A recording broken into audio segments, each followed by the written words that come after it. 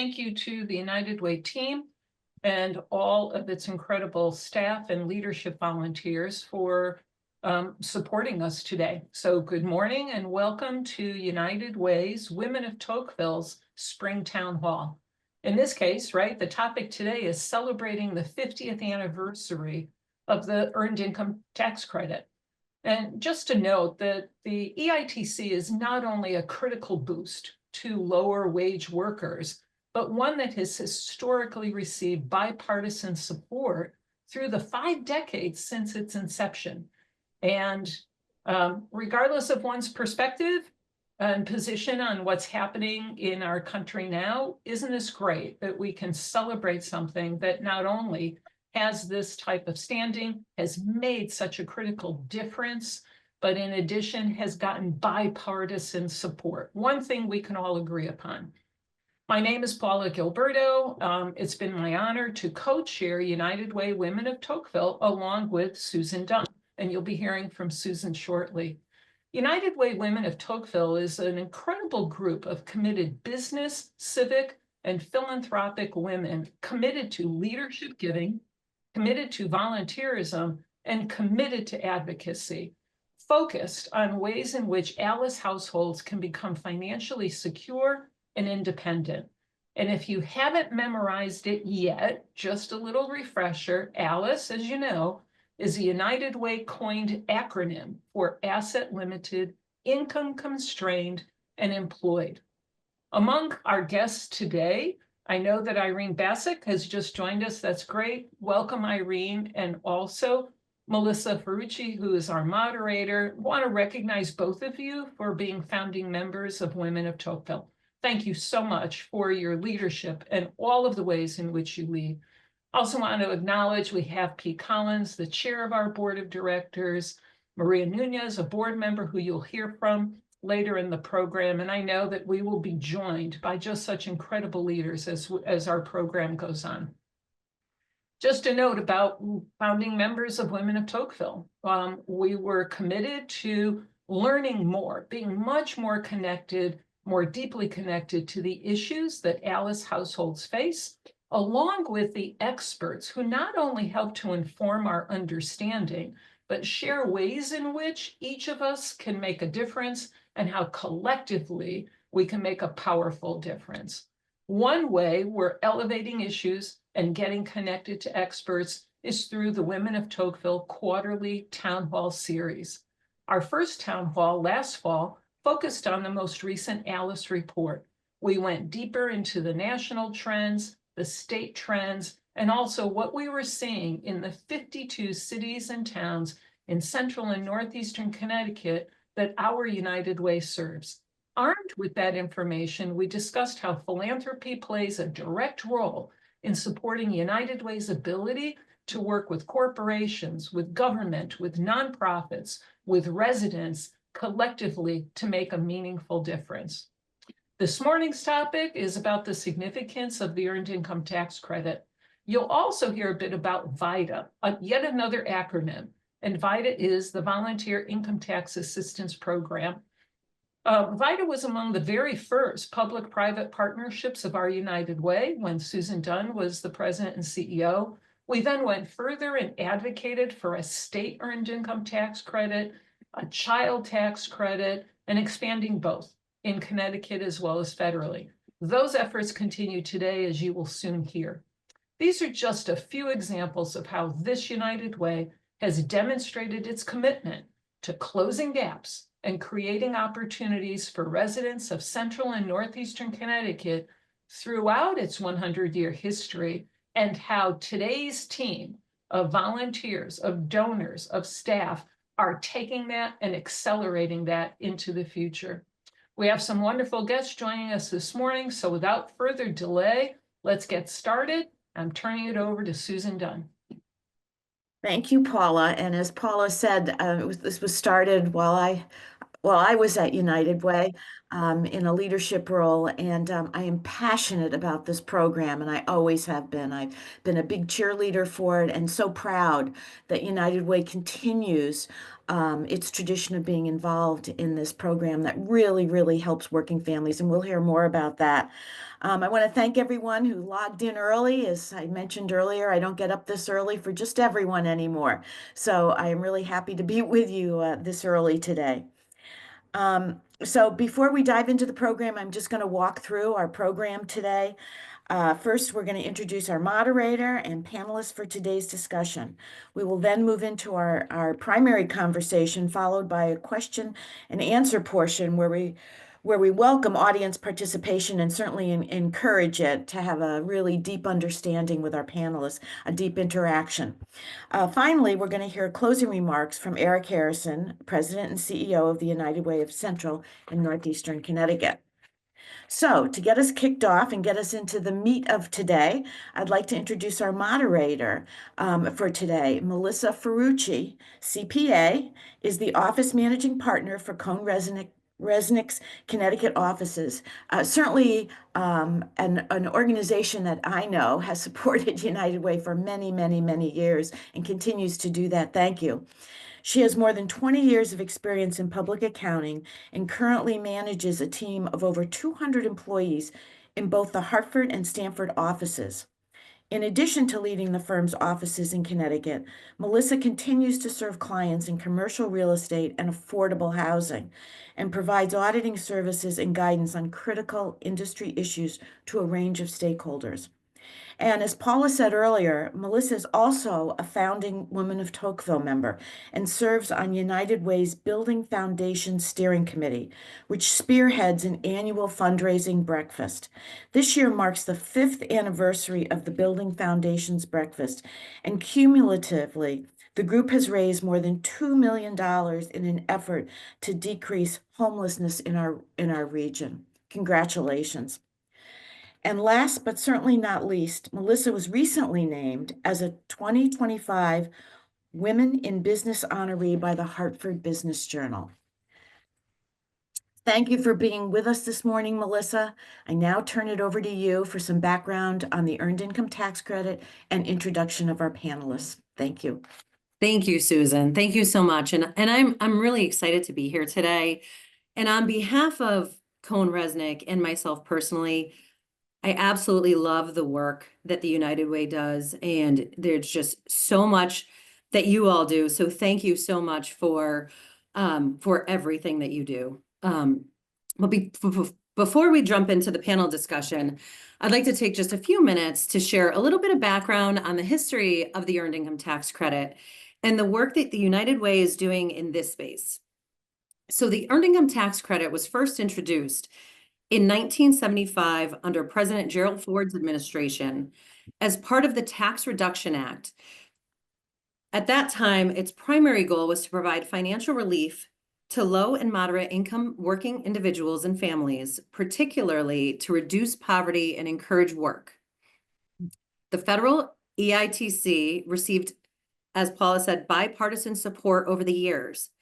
Both Democratic and Republican administrations have supported and expanded it as a tool for poverty reduction and economic stability.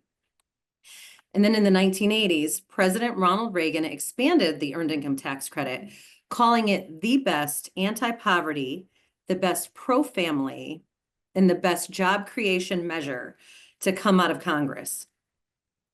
In 1993, the federal EITC was increased under the Clinton administration, benefiting millions of working families, and its eligibility criteria were expanded. The EITC became one of the most effective tools in lifting people out of poverty, helping to reduce income inequality and providing a direct financial benefit to families with children. And today, the federal Earned Income Tax Credit is one of the largest anti-poverty programs in the United States, providing billions of dollars in refunds each year. It is credited with lifting millions of people above the poverty line. There are efforts to increase the credit for workers without children and make it more accessible for individuals living in underserved communities. In 2011, Connecticut introduced its own state Earned Income Tax Credit as an additional way to support working families during difficult economic times. And in 2023, the Lamont administration expanded the Connecticut earned income tax credit to 40% of the federal for qualified families, a policy supported by Connecticut United Way's advocacy agenda as a strategy to help people rise above the ALICE threshold. But despite its success, millions of eligible taxpayers still do not claim the tax credit, either due to lack of awareness or barriers in accessing the necessary filing services. So programs like VITA have been crucial in educating and assisting low-income workers in claiming these credits. VITA is an acronym, as noted, for the Volunteer Income Tax Assistance, and provides free federal and state income tax preparation and filing for qualifying taxpayers. And for more than 2 decades, United Way has been a proud leader in the VITA coalition in our region. In partnership with the Village for Families and Children and the Human Resource Agencies of New Britain, last year, hundreds of VITA volunteers helped 13,000 tax filers in Central and Northeast Connecticut access these refunds and credits they earned by providing free tax filing assistance. This resulted in nearly $28 million in refunds and credits, including the federal and state earned income tax credit, being returned to our local communities. Under the VITA coalition, our VITA coalition proudly serves the Central and Northeastern Connecticut region from New Britain to Windham, Enfield to Wethersfield, and everywhere in between, and strategically offers sites more convenient to eligible filers to reduce barriers to this service. So for those interested in filing, you can simply visit 211connecticut.org/tax help to check your qualifications and book their VITA appointment and secure a list of all documents needed for their session. VITA is largely successful because of the hundreds of IRS certified volunteers who seek out popular tax credits like the earned income tax credit for eligible filers to maximize their refunds. And VITA is one of the first public and private partnerships our United Way joined. VITA will remain a key strategy for the United Way's Onward 860 vision to close gaps in wages and help end poverty in our region. And during COVID, we saw firsthand how additional tax credits, such as the earned income tax credit and the Connecticut child tax rebate, helped to lift families with children out of poverty. And the establishment of this rebate was extremely impactful and necessary for families struggling economically. However, that rebate was not permanent and did not continue beyond that year. So we know that helping people access refunds and credits they have earned works. And that is why Connecticut United Ways are working together to advocate for a permanent Connecticut child tax credit during this year's legislative session. When people are working and are experiencing poverty, it's critical for them to maximize their credits on their tax return. And these refunds help our neighbors build assets, pay down debt, and achieve financial goals such as upgrading their transportation, starting a small business, or investing in their education. So today, you'll have the opportunity to learn more from our esteemed panelists about the ways in which we can partner together to close the gaps and create opportunities for everyone in our region to succeed. And I'm very excited for this honor to introduce our group of esteemed panelists. So first, I'd like to introduce State Representative Kate Farrar. First elected in 2020, Representative Farrar serves the 20th District, which includes sections of West Hartford and Newington. In this current term, Representative Farrar holds several leadership positions as Deputy Majority Leader, Chair of the Internship Committee, and Chair of the Early Childhood Care and Education Fund. Representative Farrar has also spearheaded a bipartisan coalition of lawmakers to unanimously pass a comprehensive bill to make childcare more affordable and accessible, and led the passage of the state's landmark Paid Family and Medical Leave Act, in addition to advancing new laws to pay equity and increasing the minimum wage. She is currently spearheading the efforts for the Connecticut Child Tax Credit this session and is an advocate and supporter of the United Way. All the United Way is doing in this local community. Next, I'd like to introduce Maria Nunez. Maria recently joined the United Way Central and Northeastern Connecticut's Board of Directors in the spring of 2025. Through her role as an interpreter at Connecticut Children's, Nunez helps local families navigate complex healthcare scenarios by translating information from medical providers. Maria, a longtime VITA champion, evolved from the VITA filer to IRS certified volunteer tax preparer to now serving as a board director at the United Way. Maria is an advocate for both the VITA initiative and for individuals and families who utilize their free tax preparation and filing service, helping them claim all the tax credits and refunds they have earned to maximize their opportunity to achieve financial security. And finally, I would like to introduce Joelle Cox. Joelle currently serves as the Director of Human Services for the town of Manchester. Under his leadership, the Human Services Department is responsible for the coordination of various health and human services programs in Manchester, with the goal of ensuring that residents have access to the services and supports they need both locally and regionally. These programs include VITA, the Rapid Response Program, Veteran and Senior Supports and Services, Mental Health Services, and Childcare and Education Services, just to name a few. Joelle has served in his current role with the town of Manchester for 5 years, and prior to this position, he held childcare leadership roles in the nonprofit and local government sectors. So let's jump right in with some questions for our panelists. And I'm going to start with Representative Farrar. Representative Farrar, you have been one of the leading government officials leading the charge for the establishment of the Connecticut Child Tax Credit this session. Can you tell us more about what these policies entail, and if they pass, what impact will there be on our state and its residents? Sure, of course. Nice to see you. Nice to see everyone. And I appreciate the opportunity to be in community on such an important issue. And when you asked that question about, what does this mean in this moment? I think what you're seeing in the legislature, especially this session, is a real recognition that too many of our families in each and every one of our districts that we represent are struggling.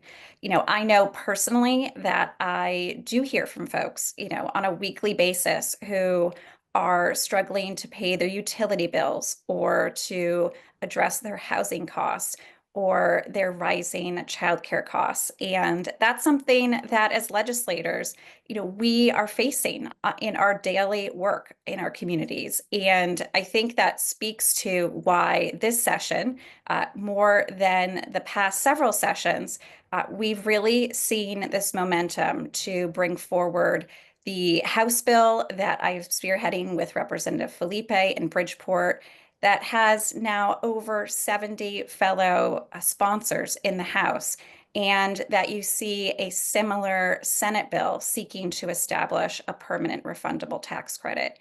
And again, we hear from our constituents every day that they're struggling, but I think at the heart of it, we also recognize that this acknowledges what has really been a deeply upside down tax code in our state. We know from the research over and over again, even from our own Department of Revenue Services, that our low income and middle income families are paying a 4 to 5 times effective tax rate than the wealthiest in our state. And this just speaks to why they're struggling and why the child tax credit is a way to really fix this upside down tax code. And in regards to how it would actually work, I think families get what a common sense solution this is. Because this did have a role in the times during the pandemic, and folks felt the relief from the federal child tax credit and the one-time child tax rebate that we had as a state, people understand what this can mean for paying those bills, for paying down their credit card costs, for making that investment for their kids in summer camp. People understand how meaningful this can be. And that's why, the impact, especially of the bill we're proposing in the House, which is $600 per child up to 3 kids. And that would be available for single filers up to $100,000 and $200,000 for joint filers, is so meaningful right now across the state. Thank you. And how do credits such as these impact the economy of our state?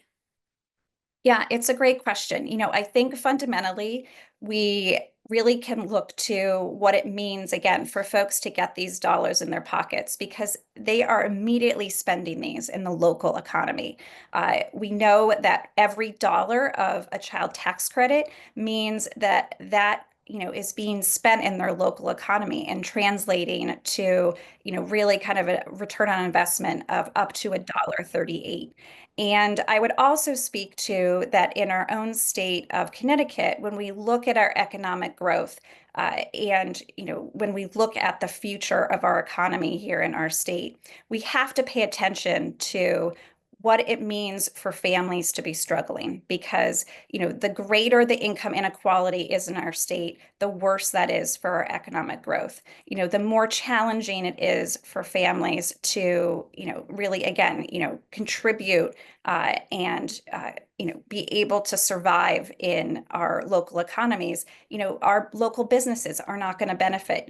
There are local employers are continually seeking for employees because of folks not being able to manage the high costs of childcare. So all of this is very much related. And I think for our economy, we also have to think about, what we're capable of doing here in Connecticut.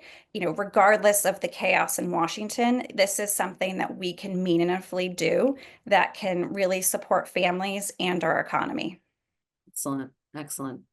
And how can attendees of today's program support these services?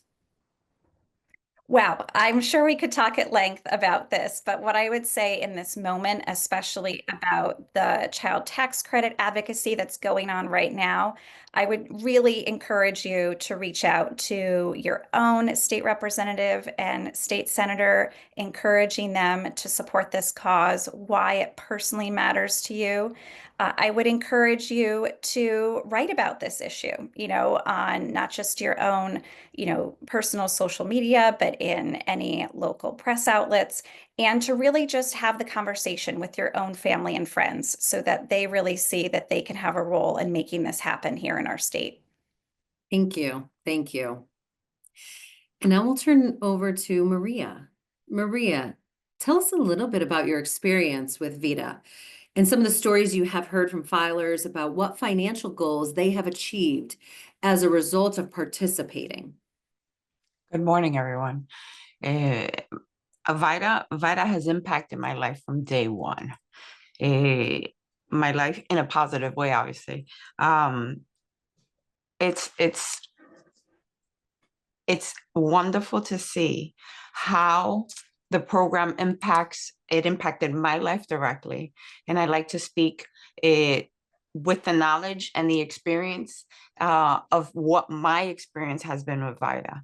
So it changed, it gave me an avenue so I could plan for certain things, okay? And for important events in my life, it also helped me see that there is a way of doing things. There is a light at the end of the tunnel for everyone, even if it is a few bucks a year that you can count on for sure.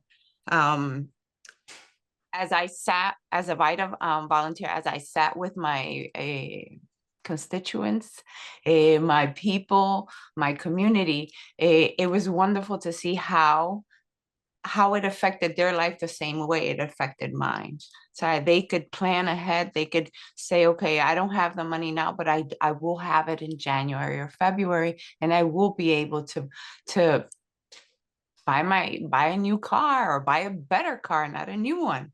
So give myself a better quality of living during the year where I know I can pay for bills or pay for my credit card that's been my savior while I make it through the year. So yeah, so VITA has impacted myself, and I've seen the way it's impacted multiple people that I've sat with as a tax filer. Thank you. And you have been a champion of VITA and its impact on our neighbors. So what has motivated you to be this leading voice in this area? And why is it so important to you to be an advocate for these programs? It's important for me to be an advocate because I speak from experience. I speak from the knowledge of being that person on the other side of the table, being that person that would look forward to, instead of dreading tax season, I would actually look forward to it. So it motivates me to share what I lived. So, but what better way of sharing, of giving someone what you've learned, what you've acquired during your journey. So it impacted me in so many positive ways. I want to do the same. I want to give forward. I want to make sure that my community, my people, my coworkers, my friends know that they have an avenue or they have a way of making things a little better for each other. So if I can do that and I can give back that way, let it be. Thank you, Maria. And thank you. Thank Yeah, you for thank everything you. that you've done, and including for the United Way. Thank you. And now we'll turn over to Joelle. Joelle, the town of Manchester partners with the United Way on a number of programs and initiatives, including the VITA program. When you're out in your community, what are you hearing from people on how these programs are impacting their lives and why these programs matter? Oh, thank you for having me. Hopefully everyone can hear me. I'm just making sure my mic is working here. So yeah, so that's a great question. Every year, the Town of Manchester Human Services Department helps to facilitate access to millions of dollars of assistance from a variety of programs, such as our VITA sites, which we operate in partnership with HRA, the Village, and AARP. And happy to report that we offer those services Monday to Saturday throughout the tax season. And when we're working with residents, we hear stories of housing instability, food insecurity, the struggles of raising a family while working several jobs or living on a fixed income, obviously all while facing rising costs. And so these programs provide a very valuable buffer for families who are barely making ends meet. And, the few $100s a family might save in tax preparation costs or that they might get back in tax credits or higher returns may mean less stress in making rent. Maybe the family's able to go out and pursue an ambition or a goal. And maybe sometimes they just want to go out and enjoy something in the community that they otherwise might not have been able to enjoy. And so for us as a municipal agency, when our families are having better outcomes, it means our community is having better outcomes. And that's obviously very important to us because when our families thrive, our communities thrive, and that's our goal. And so we highly support these programs, and we do everything we can to make sure that they are solid in this community and growing whenever possible. Excellent. Thank you. And as we've all noted, that the VITA program really helps individuals and families maximize their refunds and put those dollars back to use locally, paying for much needed car repairs, education, security deposits, a wide variety of things that they need. We know that the direct cash assistance is what many families need right now in order to make ends meet and avoid financial crisis. And Manchester works closely with the United Way through the Rapid Response Fund as well. What does that program mean to your community, and what has it meant to your residents to be able to put money back into their pockets? Yeah, the Rapid Response Fund has been a great program that we've been able to leverage for our residents. And I'm sure I could tell you 1,000 stories of, great stories about the impact for some of the families and households that we've worked with. And so, as noted, we're a municipal agency and we're often at the front lines of folks in crisis. They're calling us first. And one thing I can tell you with absolute certainty is that anytime we can find a way to alleviate any amount of financial stress in the home in a very quick way, the better off that family will be and the quicker they'll be able to alleviate or avoid crisis. One of the families we worked with recently or at some point over the last year or so had been displaced from their housing, was living in a hotel, mounting costs, really struggling. It was having an impact on their mental health. And being able to provide very quick access to this benefit allowed them to quickly divert some of their resources to other places, and really allowed them to take advantage of their limited income and avoided a further disruption to their situation and to their mental health and their ability to meet their basic needs. And so what we hear from residents is that, when we're able to help them create even just a little bit of breathing room with a program like this, they're better able to manage and in some cases avoid, further crisis or Absolutely. alleviate it altogether. So. Absolutely. Thank you. And now we do want to save some time and open it up for any questions or some discussion from the audience. So would anyone like to ask a question of our participants?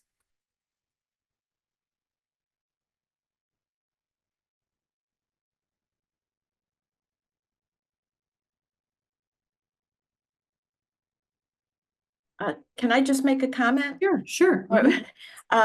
I think actually Joelle just sort of made me remember, how the Village for Families and Children initially joined in with this program because, we think of it as economics, we think of it as family financials. But what the village saw was that it also impacted stress in the family. And so it also spoke to mental health and how important when you're under financial stress, and I think we all can relate to this at one time or other in our lives. When you're under financial stress, it impacts everything. And so I think, I guess, and this is the way United Way looks at things in a very holistic way. So it's not just about something very focused about getting your taxes, but it's also about a portal to other services to be able to help people budget better as a result of it, but also just their mental health and their families being a little bit more financially secure. And I don't think we should forget that. Absolutely. Thanks, Susan. And that is absolutely true. It is very, very, very challenging. It provides for a better quality of a life. There's so many benefits. I actually do have a question, another question for Representative Farrar. What do you think? And it may be too early to know, but what do you think the probability of the Connecticut child tax credit passing in this session would be? Is it likely, or is it too soon to say? I would say that, we need to be mindful that at this moment, kind of every day and every week, we're faced with new challenges. And I think that for us as a state, the momentum is there. I think it is very significant, again, that we've had, more co-sponsors on these bills than we have ever before. We had the momentum to host a press conference several weeks ago with the leadership of both the House and Senate. But I think we have to be mindful that we're leading into what are our deadlines for our budget writing committees. Those are the Appropriations Committee and the Finance Committee. Both of those deadlines are close to the end of April. And it's really pivotal that we keep up the momentum to make sure that the child tax credit is a part of the finance proposal that comes out of the Finance Committee at the end of April. And that's why I would say, just continually to raising this, with your elected officials and our governor, kind of really puts this front and center as we're facing, kind of just so much uncertainty and greater challenges. And one of the things I think that I'm particularly mindful of as we might be losing or, kind of getting certainly federal funds restricted. I think we have to, continually be aware that at the end of the day, we have the ability here to make this level of policy change in our tax code that can make such a difference for families. And because some of these federal cuts will further hurt families, they're going to need this type of financial relief. And we have to kind of keep that up in the face of all of this uncertainty ahead as well. Excellent. Thank you. Thank you so much. And I see in the chat, Susan, you had asked for the link for how people can contact their local reps and more. I said, well, we can definitely share that with the tools. So that's great. I had a Thank you. question, Melissa. Yes, Brandon. One thing that I'm thinking about just from my experience filing my own taxes, there's a lot of like free file tools for federal taxes. And VITA, as far as I'm aware, is one of the only free file services for a state level taxes. And so I guess my question is, what beyond VITA might exist to help here? And is there efforts to expand VITA beyond just volunteer preparation into more of a free file system like we have for that you can access through the federal government to help expose more people to these kinds of tax credits? Mhm. Does any of our panelists want to take that Yeah, I question? can- That's a big question. I can answer that, Brandon.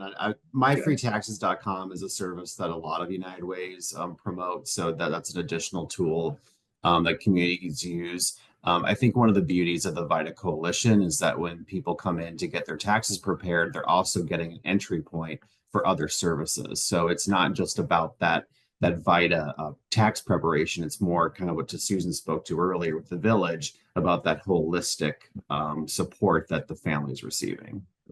But there are other services. Myfreetaxes.com is one of them that I know that other United Ways promote as well. I'd like to chime in on that too. Sure. I wanted to say that I've been filing my taxes. I've only paid once to get my taxes filed, and that was when I first came into Connecticut. Ever since 2011, I've filed my taxes with VITA, and it's not just simply about filing your taxes and getting a free service. Yes, that helps tremendously. However, you having the opportunity to sit with someone, okay, that is learning, okay, because they're volunteers. Most of the time they're students. A lot. We also VITA also has a lot of veterans. I mean, there's people that have been coming back for years, but my personal experience in regards to actually going to a site, actually sitting there with someone that is learning just as I am, as in regards to tax issues. The connection that you create with the center, the connection that you create with the volunteers, the experience, you can't measure that with money. So you can't measure it because you connect and it makes you come back. It says you look forward to coming back because your experience has been so honest and so real, and you know that this person isn't making anything from you. So this person is giving to you and helping you. So it's not like when you pay for it, you know that they're getting something from it. At the centers, you connect at a more personal level. So that is priceless. Thank you, Maria. Thank you. And Paula, I know you have your hand raised. Joelle, were you going to comment on this question or? Well, yes, but I can't say it any better than Maria just said it. So Okay. I was just going to echo that same sentiment that the connections that we make with the folks who come in to see us is priceless. And certainly, folks who have the capacity and the capability to go out and do it on their own, we always try to make sure they're aware of those resources when they call, should they choose to do so. But we always try to encourage people to come in and make that connection, when they're walking into our senior center or they're walking into some of our other community locations. They are exposed to a lot, and oftentimes what we're doing is connecting them to these outside resources through that process. You know, we've got folks who may not come to us this year for taxes, and sometimes they'll just call to say hello and check in because they've made that connection with us for the past several years. So it's an invaluable thing that we have there in these services. So I was just going to echo that sentiment. Thank you. Thank you. And Paula. Yeah, I just wanted to note that, you know, I'm involved with my town's food pantry, and we wanted to make sure that the shoppers of the food pantry were aware of VITA and an expansion. We're piloting it on select Saturdays, working hand in hand with the town's social services director, the church in which VITA is being offered, and other community partners. I would say that our big takeaway is the need to have done more in terms of sharing of information about what is VITA, why is it important to them, well in advance of having set up these wonderful Saturdays. Because by and large, our shoppers are telling us that they're not going to file because they don't feel that they have sufficient income in order to file. And yet that is, in fact, a population that we're trying to reach. So the town social services director has made a great effort in all of this, but what she has shared is don't rely, and in her case, on sending information out in writing. So we've had better success when one of us as volunteers has been at a shopping day at our food pantry and just having the one-on-one conversations to explain why this service is available, and even if you feel that you don't have enough income. And so in some cases, we are having filers that are going back, you know, not just this past year, but 2 years, and in some instances, 3 years. And so I just think a critical role that all of us play as ambassadors for this United Way, as well as our community partners, that one-on-one conversation is so important, you know, and in many instances in getting this off the ground, you know, then word of mouth takes on versus perhaps a reliance on written material, right? So good for you, Joelle, and everyone else who's out there on the front lines having conversations with people and having it come from credible people, people in the community that are trusted and seen as credible sources of information. Absolutely. Thank you, Paula. Absolutely. Any other questions or comments?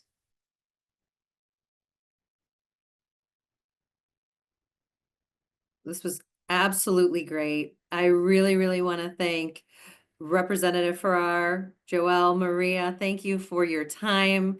This was amazing. And again, thank you for all that you are doing. We really, really appreciate it. I'd like to turn it over to Eric now for our closing remarks and upcoming events. Thanks, Melissa, and thank you all. Thank you to our panelists today. Thank you all for the thoughtful conversation. It's sometimes it's hard to close because everything's been said, and I just feel like we had some really heartfelt discussion about, you know, that VITA is more than just taxes. It's about, you know, really supporting the individual, and I think there's a lot of heart and passion. And I also encourage you to, you know, just stop by a VITA volunteer center sometime. The volunteers are pretty amazing. Many of the volunteers have served for many, many years, sometimes decades. And it's just really, really great to hear their personal passion about the program. You know, taxes isn't a fun thing to talk about, but I think it's a very important program. You know, it was mentioned before, but I know it's been mentioned many times, is that VITA is one of the best anti-poverty prevention programs in the nation. And so we're very proud of that, not just as in the state of Connecticut, but nationally as a United Way network. The EITC tax credit has been a vital program to our coalition partners and also to United Way. And this is part of our effort to end poverty in the 860 region. It's an efficient and effective program, I think, which is important. You know, just from myself with years of advocacy, with legislators in a couple of different states now and also on the national level. It is a bipartisan issue. It's one of the few programs that you can actually come to the table with, and you'll be heard. And I think that there's some passion around it. I think we're also seeing some glimmers of support in that with the Connecticut child tax credit as well this legislative session. So that's definitely encouraging. But also as donors, I just wanted to mention that you've already played a very important role in this VITA coalition. Because the dollars that have been raised through Women United and Women of Tocqueville and the United Way Community Campaign have led to the establishment of the first full service integrated financial center in Hartford. And that provides the free tax assistance that we've spoke of today, as well as financial education, benefit screening, match savings opportunities, and other benefits connected to health and human services for participants. And as we said before, the bigger picture things that have happened to individuals have been providing things such as stable housing, pursuing higher education. But as Joelle mentioned earlier, sometimes it's just getting by and diverting from actually falling into homelessness and being able to pay those day-to-day bills. So looking ahead, we're really just wanted to reiterate that this is a very important program to United Way. In efforts like this with local municipalities like the VITA Coalition, as well as our Rapid Response Fund, which I'm very excited to report this past year with our cash assistance program with municipalities, 300 individuals were diverted from falling into homelessness. So we're very excited about the potential of that program. But again, no one person can do this, right? So it does take a coalition, it does take bipartisan support, and everyone involved. But I really want to thank Deputy Majority Leader Farrar for being with us again today. I know she's always out there in the community. She's at every press conference, really being our champion for the Connecticut child tax credit. And we really thank her for her leadership, as well as Joel Cox for his continued support of advancing programs to support families and children in our community. And of course, Maria, I get texts all the time from staff that say, we just love Maria, and we do. I got to meet Maria for actually at a VITA press conference that we had with legislators. And when she spoke, I said, you know what, we've really got to get her on our board of directors. And so we're really glad that she's a part of our board, because I think she's just, she really understands and that voice of the people that we're serving. And I think that's just so important. And without further ado, I do have to just thank our Women of Tocqueville chairs, Paula and Susan. I know they have a lot on their plate. I know they have other organizations that they have leadership roles in as well. And we're just so privileged to have you to continue to be a part of our United Way family and its future. We're just very, very thankful for all of the support and time that you give to this United Way. So just want to thank everyone for coming out today. Hope you have a great first day of spring, or is it second day of spring? But it's spring, so that's a good thing. But thank you all for coming. We have a lot of events coming up: Building Foundations Breakfast. We have a Lead Hers virtual financial literacy panel, as you see on the screen, and also Power the Purse, which supports a lot of the efforts that we spoke of today. So hope to see you at some future events soon.